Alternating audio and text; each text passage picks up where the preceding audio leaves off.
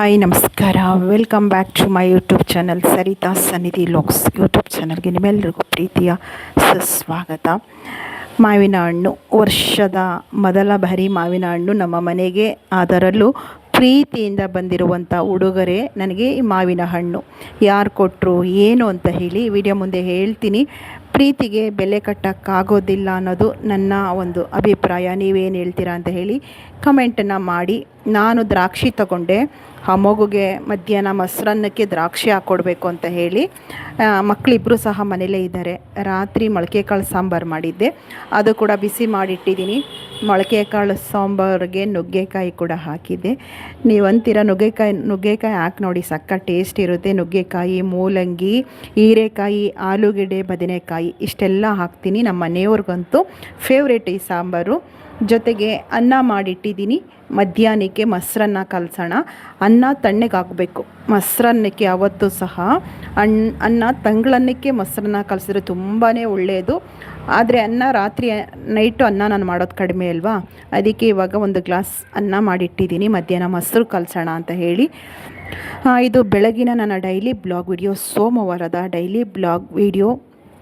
ತುಂಬ ವಿಶೇಷವಾದ ಒಂದು ಕ್ಷಣ ಅಂತ ಹೇಳ್ಕೊಳ್ತೀನಿ. ಆತ್ಮಲೋಕದ ಜೊತೆಗೆ ಕನೆಕ್ಟ್ ಮಾಡಿಕೊಂಡಂಥ ಒಂದು ಕ್ಷಣ.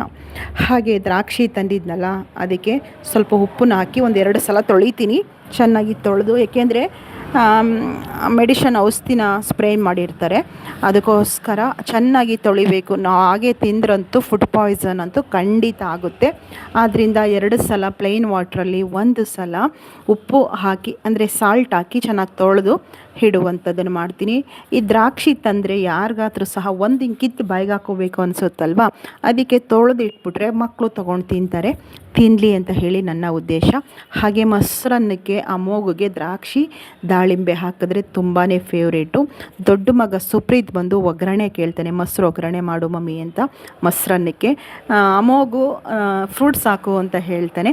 ಅದಕ್ಕೋಸ್ಕರ ತುಂಬ ಬಿಸಿಲಿದೆ ಅಲ್ವಾ, ಈ ಬಿಸಿಲಿಗೋಸ್ಕರ ಮಧ್ಯಾಹ್ನ ಒಂದು ಸಮಯನಾದರೂ ಸಹ ಸ್ವಲ್ಪ ತೆಳ್ಳಿಗೆ ಮೊಸರನ್ನ ಕಲಸಿ ಇಡೋಣ. ಮಕ್ಕಳಿಗೆ ಮನೇಲೇ ಇದ್ದಾರೆ, ನಾಳೆ ಕೂಡ ರಜಾ ಅಂತ ಹೇಳಿ ಮನೇಲೇ ಇದ್ದಾರೆ. ಆದ್ದರಿಂದ ಮಧ್ಯಾಹ್ನಕ್ಕೆ ಮೊಸರನ್ನಕ್ಕೆ ದ್ರಾಕ್ಷಿ ಹಾಕೋಣ ಅಂತ ಹೇಳಿ ಎಲ್ಲ ಕ್ಲೀನಾಗಿ ತೊಳೆದು ಇಡ್ತಾಯಿದ್ದೀನಿ. ಸಿಹಿನೂ ಕೂಡ ಇದೆ, ಸ್ವೀಟಾಗಿತ್ತು ದ್ರಾಕ್ಷಿ. ನೋಡಿದೆ, ತಿಂದು ಅಲ್ಲೇ ಕ್ಲೀನಾಗಿ ಒಂದು ತೊಳ್ಕೊಂಡು ತಿಂದೆ. ನೀರಿತ್ತು ಬಾಟ್ಲಲ್ಲಿ, ನಾನು ತೊಳೆದು ತಿಂದು ನೋಡಿ ತೊಗೊಬಂದಿದ್ದೀನಿ. ಈ ರೀತಿ ಕ್ಲೀನಾಗಿ ತೊಳೆದು ಇಟ್ಬಿಟ್ರೆ ಮಕ್ಕಳು ತೊಗೊಂಡು ತಿನ್ನಬಹುದಲ್ವಾ ಅಂತ ಹೇಳಿ ಈ ಥರನೇ ಮಾಡ್ತೀನಿ ಯಾವಾಗಲೂ ಸಹ. ಹಾಗೆ ಹೊಸದಾಗಿ ಚಾನಲ್ಗೆ ಬಂದಿದ್ದರೆ ಚಾನಲ್ನ ಸಬ್ಸ್ಕ್ರೈಬ್ ಮಾಡ್ಕೊಳ್ಳಿ, ಸಪೋರ್ಟ್ ಮಾಡಿ. ವಿಡಿಯೋ ಇಷ್ಟ ಆಗ್ತಾಯಿದೆ ಅನ್ನೋದಾದರೆ ಮೊದಲು ನಿಮ್ಮ ಲೈಕ್ಗಳು ನನಗೆ ಸ್ಫೂರ್ತಿ ಅಂತ ಹೇಳ್ತೀನಿ. ನಾನು ಯಾವಾಗ ಇಲ್ಲಿ ಮನೆ ಮುಂದೆ ಕೂತ್ಕೊಂಡು ವಿಡಿಯೋ ರೆಕಾರ್ಡ್ ಮಾಡ್ತಾ ಇರ್ತೀನೋ ಆವಾಗಲೇ ಸಿಕ್ಕಾಪಟ್ಟೆ ವೆಹಿಕಲ್ ಓಡಾಡುತ್ತೆ.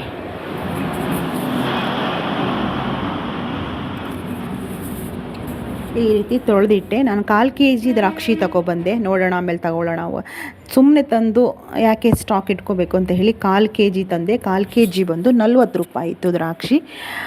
ಮಾವಿನ ಹಣ್ಣು ನನಗೆ ಪ್ರೀತಿಯ ಉಡುಗೊರೆ. ಅದನ್ನು ಯಾರು ಕೊಟ್ಟರು ಅಂತ ಹೇಳ್ತೀನಿ, ವಿಡಿಯೋ ಮುಂದೆ ಹೇಳ್ತೀನಿ ಖಂಡಿತ. ಎಲ್ಲ ಭಗವಂತ ಏನೋ ಒಂದು ತಿನ್ನೋದ್ರ ಮೇಲೆ ಅವ್ರವ್ರ ಋಣ ಇದ್ರೇ ಅಲ್ವಾ ಸಲ್ಲೋದು. ಈ ಮಾವಿನ ಹಣ್ಣಿನ ಮೇಲೆ ನಮ್ಮ ಋಣ ಇತ್ತು ಇವತ್ತು. ಅದು ಯಾರ್ದೋ ಮೂಲಕ ಕೂಡ ಬಂತು. ಸೇಬು ಕೂಡ ಇತ್ತು ಮನೇಲಿ, ಅದನ್ನು ಇಟ್ಟಿದ್ದೀನಿ ಹಾಗೆ ಮಜ್ಜಿಗೆ ಕುಡಿಯೋಣ ಅಂತೇಳಿ ಮಜ್ಜಿಗೆ ರೆಡಿ ಮಾಡಿ ಇಟ್ಟಿದ್ದೀನಿ. ಈಗ ನಾನು ಒಂದು ಗ್ಲಾಸ್ ಮಜ್ಜಿಗೆ ತಗೊಂಡೆ.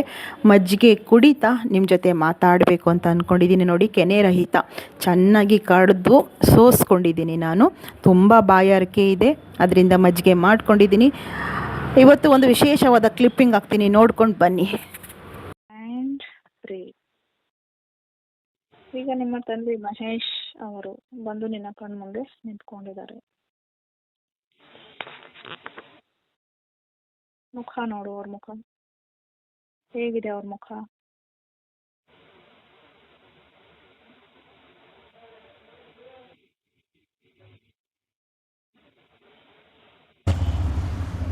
ಸ್ನೇಹಿತರೆ, ನೋಡಿದ್ರಲ್ಲ ನನ್ನ ಕ್ಲಿಪ್ಪಿಂಗ್ಸ್ಗಳನ್ನ ಹ್ಯಾಡ್ ಮಾಡಿ ಮಾತಾಡಿದೆ. ಮಜ್ಜಿಗೆನ ಕೂಡ ನಾನು ತೊಗೊಂಬಂದಿದ್ದೀನಿ, ಮಜ್ಜಿಗೆ ಕುಡಿಯೋಣ ಅಂತ ಹೇಳಿ.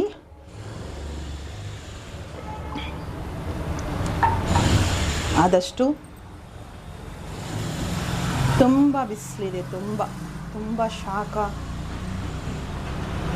ಎಷ್ಟು ವರ್ಷಕ್ಕಿಂತ ಈ ವರ್ಷ ತುಂಬ ಬಿಸಿಲು ಅನ್ನಿಸ್ತಾ ಇದೆ ನನಗೆ ಫೀಲಿಂಗು. ಆದಷ್ಟು ನೀರನ್ನು ಚೆನ್ನಾಗಿ ಕುಡೀರಿ. ನೀವೆಷ್ಟು ನೀರು ಕುಡಿತೀರೋ ಅಷ್ಟು ಆರೋಗ್ಯಕ್ಕೆ ತುಂಬಾ ಒಳ್ಳೆಯದು. ಹೀಗೆ ಮಜ್ಜಿಗೆ ಕುಡೀರಿ. ಮತ್ತು ನೀರಿನಂಶ ಇರುವಂಥ ಫ್ರೂಟ್ಸ್ಗಳನ್ನ ತಿನ್ನಿ. ನೀರಿನಂಶ ಹೆಚ್ಚಿಗೆ ಇರುವಂಥ ಹಣ್ಣುಗಳು ಅಂದರೆ ಮೋಸಂಬಿ ಆಗಲಿ, ಕಲ್ಲಂಗಡಿ ಕರ್ಬೂಜ ಅಂತ ಆಗಲಿ, ಇಂಥ ಹಣ್ಣುಗಳನ್ನ ಯಥೇಚ್ಛವಾಗಿ ತಿನ್ನುವಂಥದ್ದನ್ನು ರೂಢಿ ಮಾಡ್ಕೊಳ್ಳಿ. ಆರೋಗ್ಯದ ದೃಷ್ಟಿಯಿಂದ ತುಂಬಾ ಒಳ್ಳೆಯದು. ಆದಷ್ಟು ಸಾಫ್ಟ್ ಡ್ರಿಂಕ್ಸ್ಗಳು, ಪೆಪ್ಸಿ, ಮೆರಿಂಡಾ, ಈ ನಾವೇನೇ ಸಾಫ್ಟ್ ಡ್ರಿಂಕ್ಸ್ ಹೇಳ್ತೀವಿ, ಶುಗರ್ ಕಂಟೆಂಟ್ ಇರುವಂತಹ ಆ ಡ್ರಿಂಕ್ಸ್ಗಳನ್ನ ಅವಾಯ್ಡ್ ಮಾಡಿ. ಖಂಡಿತ ಕುಡಿಬೇಕು ಅನಿಸುತ್ತೆ, ಅಷ್ಟು ಧೆಗೆ ಇರುತ್ತೆ, ಅಷ್ಟು ಬಿಸಿಲಿರುತ್ತೆ. ಜ್ಯೂಸ್ ಕೊಟ್ಟರೆ ಗಟ ಕುಡಿದು ಬಿಡೋಣ ಅಂತ ಅನ್ನಿಸ್ತಾ ಇರುತ್ತೆ. ಆದಷ್ಟು ಮಜ್ಜಿಗೆ ಕುಡೀರಿ. ಮನೆಯಲ್ಲೇ ಮೊಸರನ್ನ ಚೆನ್ನಾಗಿ ಒಂದು 3 ಭಾಗ ಹೆಚ್ಚಿಗೆ ನೀರನ್ನು ಮಿಕ್ಸ್ ಮಾಡಿಕೊಂಡು ಚೆನ್ನಾಗಿ ಕಡೆದು ಕುಡೀರಿ. ಉಪ್ಪನ್ನು ಕೂಡ ಕಡಿಮೆ ಪ್ರಮಾಣದಲ್ಲೇ ಬಳಸಿ ನೀರನ್ನು ಹೆಚ್ಚಿಗೆ ಕುಡಿಬೇಕು ಅಂತೇಳಿದರೆ ಮನೆಯಲ್ಲಿ ಮುಂಚೆಲ್ಲ ನಿಂಬೆಹಣ್ಣಿನ ಸರ್ಬತ್ತು ಅಂತ ಹೇಳಿ ನಮ್ಮಮ್ಮ ಎಲ್ಲ ಮಾಡಿಕೊಡ್ತಾ ಇದ್ರಲ್ವಾ, ನಮ್ಮ ಚೈಲ್ಡ್ಹುಡ್ ನೆನಪು ಮಾಡ್ಕೊಳ್ಳಿ. ಈಗಂತೂ ಸಕ್ಕರೆನ ಆದಷ್ಟು ಕಡಿಮೆ ಬಳಸಿ, ಕಡಿಮೆ ಅಂತೂ ತುಂಬ ಬಳಸಬೇಕು. ಆದ್ದರಿಂದ ಆದಷ್ಟು ನೀರಿನಂಶನ ದೇಹಕ್ಕೆ ತಗೊಳ್ಳಿ. ಅಷ್ಟು ಧೆಗೆ, ಅಷ್ಟು ಬಿಸಿಲಿದೆ, ಗೊತ್ತಾಗ್ತಾಯಿದೆ. ಹೊರಗಡೆ ಹೋಗಿ ಬರೋರಿಗೆ, ಹೊರಗಡೆ ಕೆಲಸ ಮಾಡುವಂಥವ್ರಿಗೆ ಎಷ್ಟು ಎನರ್ಜಿ ಲಾಸ್ ಆಗುತ್ತೆ ಈ ಬಿಸಿಲಿಗೆ ಅಂದರೆ ನಿಜವಾಗ್ಲೂ ಅದು ಹೇಳೋಕ್ಕೆ ಆಗಲ್ಲ. ಆದ್ದರಿಂದ ನಾನು ಇವಾಗ ಮಕ್ಕಳಿಬ್ಬರು ಸಹ ಮನೇಲೇ ಇದ್ದಾರೆ. ನೋಡಿದ್ರಲ್ಲ, ಒಬ್ಬರು ಸಬ್ಸ್ಕ್ರೈಬರ್, ಅವರು ನನ್ನ ಮೊದಲ ಚಾನಲ್ನ ನೋಡ್ತಾ ಇದ್ದಂತಹ ಒಬ್ಬ ಹೆಣ್ಮಗಳು ಗುರುತಿಸಿ, ನಾನು ಇಲ್ಲಿ ನಿಂತಿದ್ದೀನಿ, ತುಂಬ ದೂರದಲ್ಲಿ ಅವರಿದ್ದಾರೆ, ತುಂಬ ಹೊತ್ತು ನನ್ನನ್ನು ಗಮನಿಸಿ ಗುರುತಿಸಿ ಹತ್ರ ಓಡಿ ಬರ್ತಾರೆ. ಅದೆಷ್ಟು ಪ್ರೀತಿಯಿಂದ ಮಾತಾಡಿದ್ರು ಅಂದರೆ ಅದು ಹೇಳ್ಕೊಳ್ಳೋಕ್ಕೆ ಆಗಲ್ಲ. ಅಣ್ಣ ತೀರ್ಕೊಂಡಾಗಲೂ ಸಹ ತುಂಬ ದುಃಖಪಟ್ಟಿದ್ದೀವಿ ಅಕ್ಕ. ನಾವು ತುಂಬ ಒಂದಿನ ಎಲ್ಲ ಅತ್ತೆ ಬಿಟ್ಟಿದ್ದೀನಿ ನಾನು.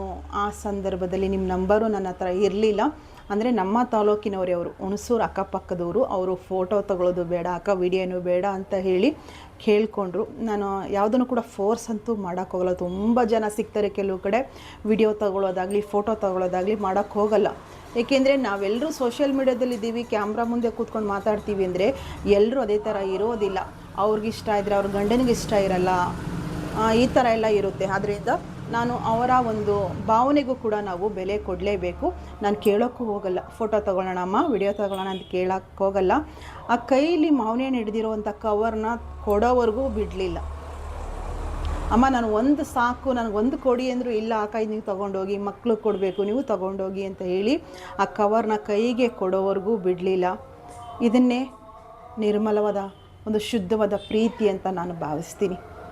ತುಂಬ ಖುಷಿಪಟ್ಟು ನನ್ನ ನಂಬರ್ ತಗೊಂಡು, ಅಕ್ಕ ನೀವು ಚೆನ್ನಾಗಿರಬೇಕು, ನೀವು ಅಳಬಾರ್ದು, ಚೆನ್ನಾಗಿರಿ ಅಕ್ಕ, ಎಷ್ಟೋ ಆ ಸಂದರ್ಭದಲ್ಲಿ ನೀವು ಹೇಳಿದಂಥ ಪೂಜೆ ಮಾಡಿ ನೆಮ್ಮದಿನ ಕಂಡುಕೊಂಡಿದ್ದೀವಿ ನಾವು ಅಕ್ಕ.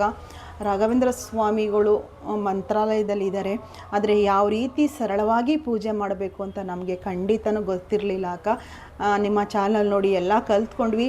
ಇವತ್ತು ಸ್ವಲ್ಪ ನೆಮ್ಮದಿಯಾಗಿದ್ದೀವಿ ಅಂದರೆ ನೀವು ಹೇಳ್ಕೊಟ್ಟಂಥ ಪೂಜೆಯಿಂದ ಅಂತ ಹೇಳಿ ಮನಸ್ಪೂರ್ವಕವಾಗಿ ತುಂಬ ಖುಷಿಯಿಂದ ಮಾತಾಡಿದ್ರು. ಅವರು ಮಾತಾಡಿ ಪಾಪ ಅಣ್ಣ ಅವ್ರು ತಗೊಂಡಿರುವಂಥದ್ದನ್ನು ಏನು ಮಾಡಿದ್ರು ನಾನು ಬೇಡ ಅಂದರು, ಕೇಳಲಿಲ್ಲ. ನನಗೊಂದು ಸಾಕು ಅಂದ್ರೂ ಕೇಳಲಿಲ್ಲ. ಇಲ್ಲ ನೀವು ತಗೊಳ್ಳೇಬೇಕು ಅಂತ ಹೇಳಿ ಆ ಕವರನ್ನು ಕೈಗಿಟ್ಟು ತಬ್ಕೊಂಡು ಮಾತಾಡಿ, ಪ್ರೀತಿಯಿಂದ ಮಾತಾಡಿ ನನ್ನನ್ನು ಬೀಳ್ಕೊಟ್ರು. ತುಂಬ ಸಂತೋಷ ಆಯಿತು. ನೋಡಿದ್ರಲ್ವಾ, ನಮ್ಮಲ್ಲಿರುವಂಥ ಒಳ್ಳೆತನ.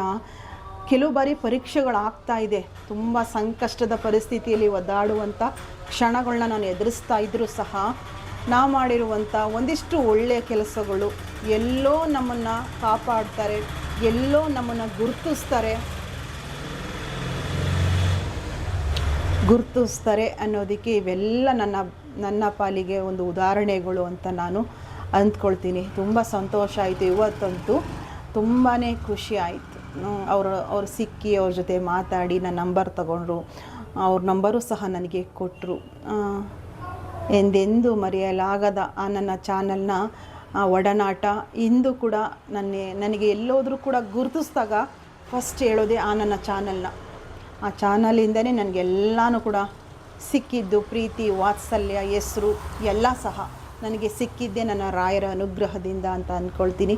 ತುಂಬ ಸಂತೋಷ ಆಯಿತು. ಗುರುತಿಸ್ತಾರೆ, ಗುರುತಿಸಿದಾಗ ನಿಜವಾಗ್ಲೂ ಕೂಡ ನಾನು ವಿಡಿಯೋ ಮಾಡಿದ್ದಕ್ಕೂ ಸಾರ್ಥಕ ಅಂತ ನನಗೆ ಅನಿಸುತ್ತೆ. ಎಲ್ಲ ರಾಯರ ಇಚ್ಛೆ, ಎಲ್ಲರ ಅವರ ಅನುಗ್ರಹದಿಂದನೇ ಇಷ್ಟೆಲ್ಲ ನಡೀತಾ ಇರುವಂಥದ್ದು ಅಂತ ನಾನು ಅಂದ್ಕೊಳ್ತೀನಿ.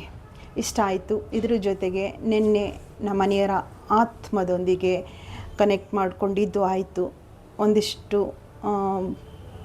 ಮನಸ್ಸು ನೋವು ಸಂಕಟ ಎಲ್ಲನೂ ಪಟ್ಟಿದ್ದು ಆಯಿತು. ಇದರೊಟ್ಟಿಗೆ ಇನ್ನೊಂದು ಸಂತೋಷ ಅಂತ ಹೇಳಿದ್ರೆ, ನಮ್ಮ ತಂದೆ ಒಟ್ಟಿಗೆ ಕೂಡ ನಾನು ಮಾತಾಡೋಕ್ಕೆ ತುಂಬ ಆಸೆ ಆಕಾಂಕ್ಷೆಗಳನ್ನ ಇಟ್ಕೊಂಡಿದ್ದೆ. ಓಸಲನೇ ಅಂದ್ಕೊಂಡಿದ್ದೆ. ಅಂದರೆ ಯಾಕೆ ನಮ್ಮ ತಂದೆ ಜೊತೆ ನಾನು ಮಾತಾಡಬೇಕು ಅಂತ ಅಂದಿದ್ದು ಅಂದರೆ, ನಮ್ಮ ತಂದೆಯ ಒಂದಿಷ್ಟು ಜವಾಬ್ದಾರಿನ ನಾನು ನಿಭಾಯಿಸ್ತಾ ಇದ್ದೀನಿ. ಒಂದಿಷ್ಟು ಕೋರ್ಟ್ಗಳದು ನಿಮ್ಗೆ ಗೊತ್ತಿದೆ, ಕೋರ್ಟು ನಮ್ಮ ತಂದೆ ಜವಾಬ್ದಾರಿ ನಾನು ನಡೆಸ್ತಾ ಇದ್ದೀನಿ ಅಂತ ಹೇಳಿ. ಅದ್ರ ಬಗ್ಗೆ ಅಪ್ಪನಿಂದ ಕೆಲವು ಮಾತನ್ನು ನಾನು ಕೇಳಬೇಕಿತ್ತು. ಆ ನಂಬಿಕೆ ನನಗೆ, ಅವರ ಮಾತಿನ ಮೂಲಕ ಏನು ಹೇಳ್ತಾರೆ ಕೇಳೋಣ ಅಂತ ಹೇಳಿ ಕೋರ್ಟ್ಗಳು ಹೋರಾಟ ಇದೆಯಲ್ಲ, ಅದ್ರ ಬಗ್ಗೆ ನಮ್ಮ ತಂದೆ ಏನು ಹೇಳ್ತಾರೆ, ಮತ್ತು ಅವ್ರು ಹುಟ್ಟು ಬಂದಿದ್ದಾರಾ, ಅಪ್ಪ ತೀರ್ಕೊಂಡು 6ರಿಂದ 7 ವರ್ಷ, ಅವ್ರ ಜನ್ಮ ಆಗಿದೆಯಾ, ಮತ್ತು ಪುನರ್ಜನ್ಮ ಅಂದರೆ ಮತ್ತೆ ಹುಟ್ಟು ಬಂದಿದ್ದಾರಾ, ಅವ್ರ ಆತ್ಮದ ಪ್ರಯಾಣ ಹೇಗಿತ್ತು, ಇವೆಲ್ಲ ನಾನು ಕೇಳೋದಿತ್ತು. ಅದನ್ನು ಮೊದಲೇ ನಾನು ಹೇಳ್ಕೊಂಡಿದ್ದೆ. ಆದ್ದರಿಂದ ಅದು ಸಹ ನನ್ನ ಮನಸ್ಸಿಗೆ ತುಂಬಾ ಸಂತೋಷ, ನೋವು ಎರಡೂ ಕೂಡ ಪಡುವಂತಹ ಕ್ಷಣನ ನನಗೆ ಭಗವಂತ ಸೃಷ್ಟಿ ಮಾಡಿಕೊಟ್ರು ಅಂತ ಅಂದ್ಕೊಳ್ತೀನಿ. ಆ ವಿಡಿಯೋ ಇನ್ನು ನಾನು ಗುರುವಾರ ಹಾಕಬೇಕು ಅಂತ ಅಂದ್ಕೊಂಡಿದ್ದೀನಿ. ಎಡಿಟ್ ಮಾಡಬೇಕು, ರೆಕಾರ್ಡ್ ಆಗಿರುವಂಥದ್ದನ್ನು ಎಡಿಟ್ ಮಾಡಿ ನಿಮ್ಮ ಮುಂದೆ ತರುವಂಥದ್ದನ್ನು ಖಂಡಿತ ಮಾಡ್ತೀನಿ. ಈ ಸಲ ನನ್ನ ಎರಡನೇ ಮಗನ ಒಂದು ಒಡನಾಟ ಅವರ ಅಪ್ಪನೊಂದಿಗೆ ಅಂತ ಹೇಳಬಹುದು. ಅಮೋಘ್ ಮಾತಾಡಿರುವಂಥದ್ದು. ಅವನು ನನಗೆ ಚಾಲೆಂಜ್ ಮಾಡಿದ್ದ, ಇಲ್ಲ ನನ್ನ ಕೈಲಿ ಆಗಲ್ಲ, ಇದು ನೀನೇ ಮಾಡ್ಕೊ ಅಂತ ಹೇಳಿ. ನಾನು ತುಂಬ ದುಃಖ ಪಡ್ತೀನಿ ಅಂತ ಹೇಳಿ ಮೇಡಮ್ ಹೇಳಿದರು. ನೀವು ದುಃಖ ಇರೋದ್ರಿಂದ ಕನೆಕ್ಟ್ ಆಗೋದು ತುಂಬ ಕಷ್ಟ ಆಗುತ್ತೆ, ನಿಮ್ಮ ಮಕ್ಕಳ ಮೇಲೆ ಮಾಡಿಸ್ತೀವಿ ಅಂತ ಹೇಳಿದರು. ಸಲ ದೊಡ್ಡ ಮಗ ಮಾತಾಡಿದ್ದು, ಈ ಸಲ ಎರಡನೇ ಮಗ ಮಾತಾಡಿ ನನಗೂ ಮಧ್ಯೆ ಮಾತಾಡೋದಕ್ಕೆ ಅವಕಾಶ ಸಿಕ್ತು. ಅದರಿಂದ ತುಂಬಾ ಮನಸ್ಸಿಗೆ ಹತ್ರ ಆದಂತಹ ಒಂದು ಕ್ಷಣ ನನಗೆ ನಿನ್ನೆ ಆಗಿತ್ತು. ವಿಡಿಯೋನ ಗುರುವಾರ ತೊಗೊಂಬರ್ತೀನಿ, ಎಡಿಟ್ ಮಾಡಿ ಎಲ್ಲ ನಿಮ್ಮ ಮುಂದೆ ತರುವಂಥದ್ದನ್ನು ಮಾಡ್ತೀನಿ. ತುಂಬ ಜನ ನಂಬರು ಸಹ ಕೇಳ್ತಾ ಇದ್ದೀರಿ, ಅವ್ರದ್ದು ಮೇಡಮ್ದು ನಂಬರ್ ಕೊಡಿ ಅಂತ ಹೇಳಿ. ಖಂಡಿತ ಆ ವಿಡಿಯೋ ಜೊತೆ ನಂಬರು ಸಹ ನಿಮ್ಮ ಮುಂದೆ ಶೇರ್ ಮಾಡ್ತೀನಿ.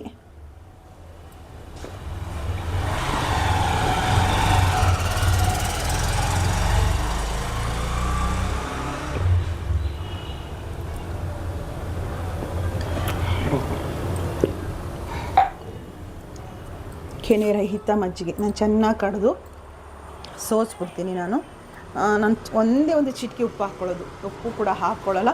ಸ್ವಲ್ಪ ಶುಂಠಿ ತುರಿದು ಹಾಕ್ಕೊಂಡು ಚೆನ್ನಾಗಿ ಮಿಕ್ಸ್ ಮಾಡ್ಕೊಳ್ತೀನಿ. ತುಂಬ ಚೆನ್ನಾಗಿರುತ್ತೆ. ಸಂಜೆ ಅಷ್ಟರಲ್ಲಿ ಒಂದು 3-3.5 ಲೀಟ್ರ್ ನೀರು ಕಂಪ್ಲೀಟ್ ಮಾಡಬೇಕು. ಅದ್ರ ಜೊತೆಗೆ ಮಜ್ಜಿಗೆ 1 ಗ್ಲಾಸ್ ತೊಗೊಳ್ತೀನಿ.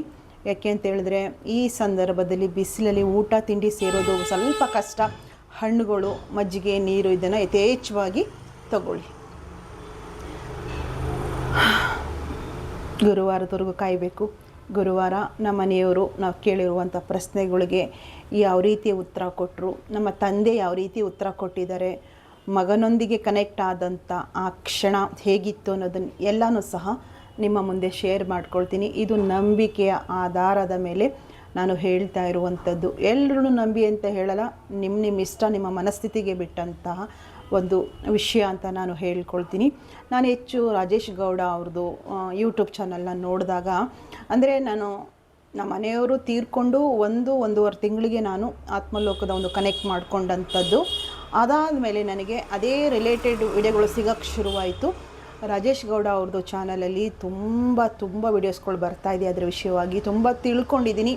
ಆತ್ಮಲೋಕ ಸತ್ತ ಮೇಲೂ ಯಾವ ರೀತಿ ಎಲ್ಲ ಸಹ ತಿಳ್ಕೊಂಡು, ಒಂದು ನಂಬಿಕೆ, ಒಂದು ಅಪಾರವಾದ ನಂಬಿಕೆಯಿಂದನೇ ನಾನು ಇದನ್ನೆಲ್ಲ ಮಾಡಿಸ್ಕೊಂಡಿದ್ದೀನಿ. ಏನಂತೀರಾ, ನಿಮ್ಮ ಅಭಿಪ್ರಾಯ ಏನು ಹೇಳ್ತೀರಾ ಅಂತ ಹೇಳಿ ಕಮೆಂಟ್ ಮೂಲಕ ತಿಳಿಸಿ. ಗುರುವಾರದವರೆಗೂ ಕಾಯಬೇಕು. ಇವತ್ತು ಸೋಮವಾರ, ಇನ್ನು ಮಂಗಳವಾರ, ಬುಧವಾರ, ಇನ್ನು 2 ದಿನ ಅಂತ ಅಂದ್ಕೊಳ್ಳಿ. ಎಡಿಟ್ ಮಾಡಿ ನಿಮ್ಮ ಮುಂದೆ ತರುವಂಥದ್ದನ್ನು ಖಂಡಿತ ಮಾಡ್ಕೊಳ್ತೀನಿ.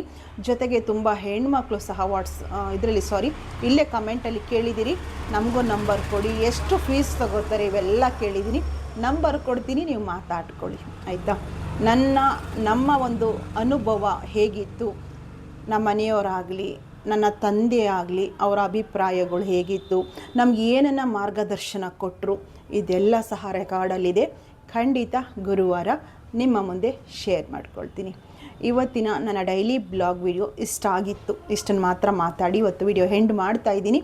ನೆಕ್ಸ್ಟ್ ನನ್ನ ಮತ್ತೊಂದು ವಿಡಿಯೋದೊಂದಿಗೆ, ಹೊಸ ವಿಡಿಯೋದೊಂದಿಗೆ ನಿಮ್ಮ ಮುಂದೆ ಬರ್ತೀನಿ. ಲಾಸ್ಟ್ವರೆಗೂ ವಿಡಿಯೋ ನೋಡಿದ ನಿಮ್ಮೆಲ್ಲರಿಗೂ ಸಹ ನಿಮ್ಮ ಸನ್ನಿಧಿ ಕಡೆಯಿಂದ ಪ್ರೀತಿಯ ಧನ್ಯವಾದಗಳು. ಹಾಗೆ ಹೊಸದಾಗಿ ನನ್ನ ಚಾನಲ್ಗೆ ಬಂದಿರುವಂಥವರು ಚಾನಲ್ನ ಸಬ್ಸ್ಕ್ರೈಬ್ ಮಾಡ್ಕೊಳ್ಳಿ. ವಿಡಿಯೋ ಇಷ್ಟ ಆಗಿದೆ ಅನ್ನೋದಾದರೆ ಹೆಚ್ಚು ಲೈಕ್ಗಳನ್ನ ಕೊಡಿ. ಹಾಗೂ ಇನ್ನೂ ಇಷ್ಟ ಆಗಿದೆ ಅನ್ನೋದಾದರೆ ವಿಡಿಯೋಗಳನ್ನ ಶೇರ್ ಮಾಡಿ. ಅಭಿಪ್ರಾಯ ಕಮೆಂಟ್ ಮೂಲಕ ಹೇಳೋದನ್ನು ಮರಿಬೇಡಿ. ಹಾಗೆ ಲೈಕ್ ಕೊಡೋದ್ರಿಂದ ನನಗೊಂದು ಸ್ಫೂರ್ತಿ, ನಿಮ್ಮೆಲ್ಲರ ಲೈಕು ಅಂತ ನಾನು ಅಂದ್ಕೊಳ್ತೀನಿ. ಆಯಿತಾ? ಮತ್ತೊಂದು ಹೊಸ ವಿಡಿಯೋದೊಂದಿಗೆ ಬರ್ತೀನಿ. ಲಾಸ್ಟ್ವರೆಗೂ ವಿಡಿಯೋ ನೋಡಿದ ನಿಮ್ಮೆಲ್ಲರಿಗೂ ಕೂಡ ಥ್ಯಾಂಕ್ ಯು ವೆರಿ ಮಚ್ ಅಂತ ಹೇಳ್ತಾ ಮತ್ತೊಂದು ವಿಡಿಯೋದಲ್ಲಿ ಸಿಗೋಣ. ಬಾಯ್, ನಮಸ್ಕಾರ.